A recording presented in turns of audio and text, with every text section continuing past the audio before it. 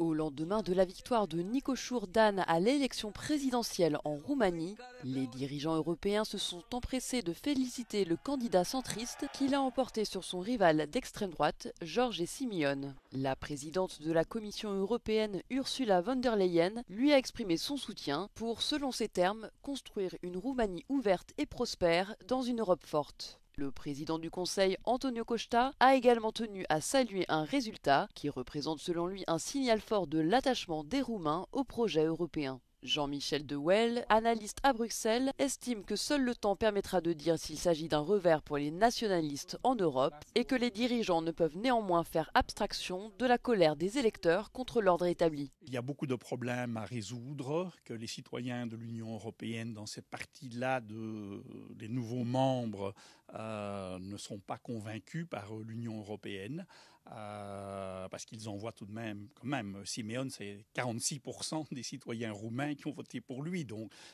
l'Union européenne peut se réjouir, mais ne doit pas oublier et ne doit pas dire on a compris le message, on va changer la communication.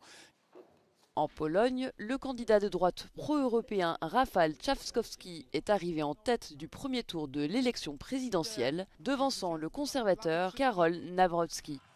Au Portugal, la coalition de centre-droit a remporté les législatives anticipées sans toutefois obtenir la majorité absolue, tandis que le parti d'extrême droite Chega a réalisé des gains historiques. Le point commun à ces trois scrutins, la chute spectaculaire des partis de gauche traditionnels. Je pense que les partis de gauche sont en grande difficulté, ont perdu le contact avec leur électorat traditionnel. On voit bien en Portugal les zones où le parti communiste portugais, où la gauche était forte, sont mangées par l'extrême droite, comme la Lentejo et d'autres régions. Donc ils ont perdu le contact avec le public populaire. Ils n'ont pas grand-chose à proposer comme discours, comme rêve, comme projet de société. Et ils sont dans une très grande difficulté.